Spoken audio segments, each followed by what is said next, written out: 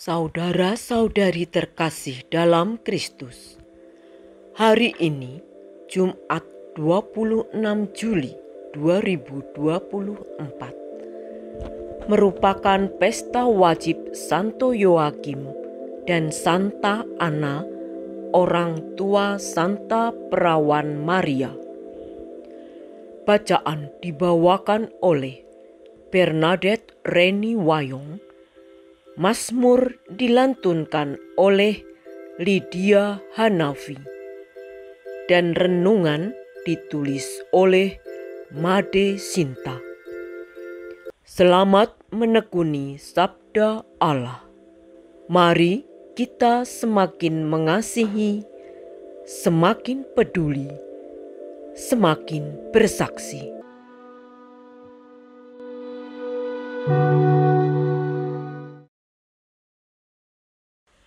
Dalam nama Bapa dan Putera dan Roh Kudus. Amin. Bapa yang penuh kasih, puji syukur dan terima kasih telah mengirim putramu sebagai jalan kebenaran dan hidup bagi kami, melalui hidup dan pengajarannya, sehingga kami dapat semakin mengenal kasih dan kehendak-Mu.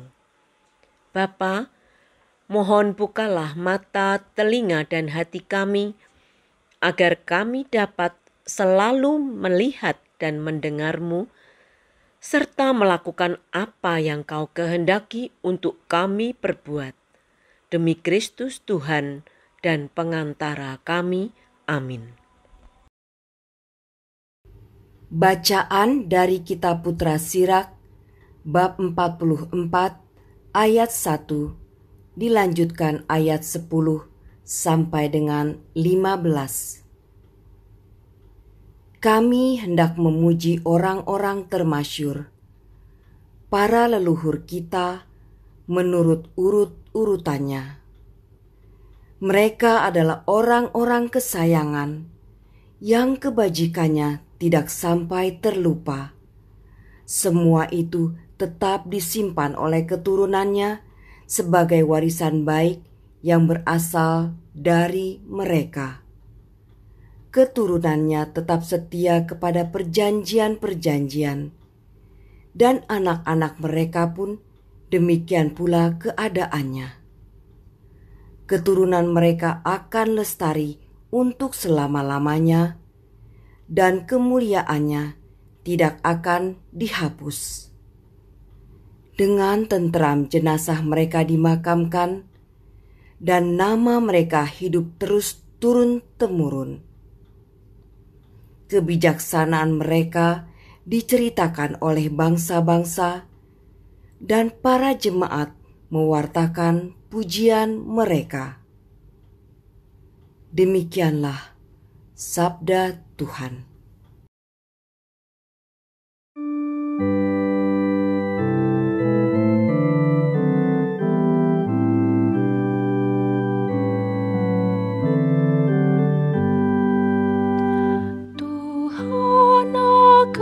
Menjaga kita seperti gembala menjaga kawanannya.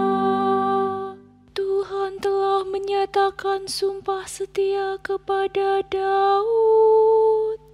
Ia tidak akan memungkirinya. Seorang anak kandungmu akan kududukan di atas tahtamu. Tuhan akan menjaga kita seperti gembala menjaga kawanannya. Sebab Tuhan telah memilih Sion dan mengingininya menjadi tempat kedudukannya. Inilah tempat peristirahatanku untuk selama-lamanya. Di sini aku hendak diam, sebab aku mengingininya. Tuhan akan menjaga kita kita, seperti gembala menjaga kawanannya. Di sanalah aku akan menumbuhkan sebuah tanduk bagi Daud dan menyediakan pelita bagi orang yang kuurapi. Musuh-musuhnya akan kutudungi pakaian keajaiban, tetapi ia sendiri akan mengenakan mahkota yang semara. Tuhan akan menjaga kita seperti gembala menjaga kawanannya.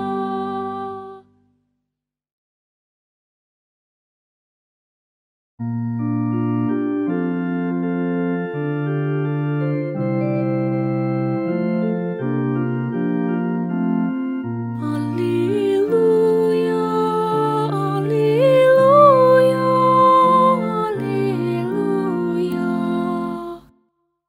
Mereka menantikan penghiburan bagi Israel, dan Roh Kudus ada di atasnya. Haleluya, haleluya, haleluya. Inilah Injil suci menurut Matius bab 13 ayat 16 sampai dengan 17. Sekali peristiwa, Yesus berkata kepada murid-muridnya, "Berbahagialah matamu karena telah melihat. Berbahagialah telingamu karena telah mendengar. Sebab Aku berkata kepadamu, banyak nabi dan orang benar ingin melihat apa yang kamu lihat, tetapi tidak melihatnya, dan ingin mendengar apa yang kamu dengar, tetapi tidak mendengarnya." Demikianlah sabda Tuhan.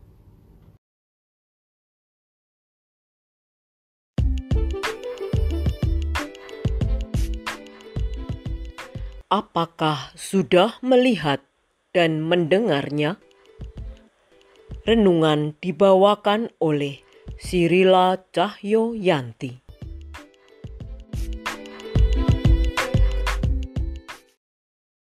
Saya pernah melihat gambar yang tricky atau mengandung ilusi optik yang mengecoh mata, sehingga memerlukan perhatian lebih untuk dapat mengetahui objek sesungguhnya yang terlihat di situ.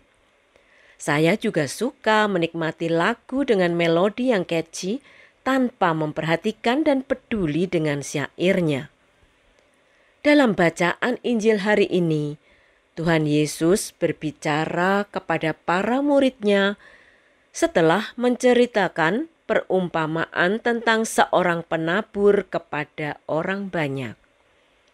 Mereka bertanya, mengapa Tuhan Yesus berkata-kata dengan perumpamaan kepada orang banyak tadi?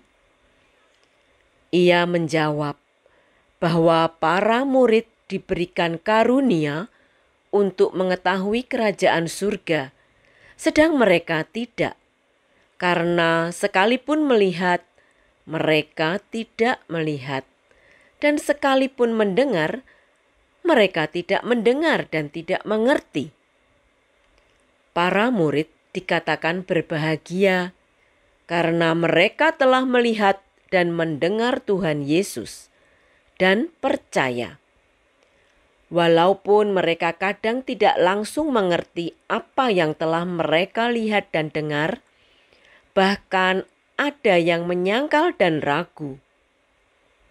Tetapi kita mengetahui dari kitab suci dan tradisi suci bahwa para murid dengan terang Roh Kudus dapat memahami dan menjalankan perintah Sang Guru sampai rela mengorbankan nyawa mereka. Kita adalah orang-orang yang telah menerima karunia dan rahmat, sehingga dapat mengenal dan merasakan kasih Allah melalui Kristus. Allah selalu hadir dan bersama dengan kita, walaupun tidak semua orang peka akan kehadirannya, dengan melihat dan mendengarnya. Ia berkomunikasi dengan kita selain melalui kitab suci, juga dalam kehidupan kita sehari-hari. Alasan yang paling utama adalah kesibukan dan terlalu fokus pada diri sendiri. Ketika ada masalah, fokus mencari jalan keluar sendiri, lupa untuk berdoa kepadanya. Tetapi ketika sukses, alih-alih melihat karya Allah, justru merasa kesuksesan itu karena hasil kerja keras atau keberuntungan semata. Allah sangat mengasihi dan memperhatikan kita. Apakah kita juga mengasihi dan mau selalu menjalin hubungan dua arah dengannya? Mari kita selalu mencarinya. Jangan sampai hidup kita berlalu begitu saja dengan fokus pada hal-hal yang sementara. Semoga kita juga dapat melihat dan mendengarnya dalam diri sesama yang membutuhkan kasih dan pertolongan kita. Marilah berdoa. Allah Roh Kudus, kami sungguh bersyukur atas penyertaan-Mu dalam hidup kami setiap hari. Mohon bantuan-Mu agar kami diberikan kepekaan untuk dapat melihat dan mendengar suara-Mu, serta diberikan kekuatan dan kemampuan untuk melakukannya. Kemuliaan kepada Bapa, Putra, dan Roh Kudus, seperti pada permulaan, sekarang, selalu, dan sepanjang segala abad. Amin. Dalam nama Bapa dan Putra dan Roh Kudus. Amin.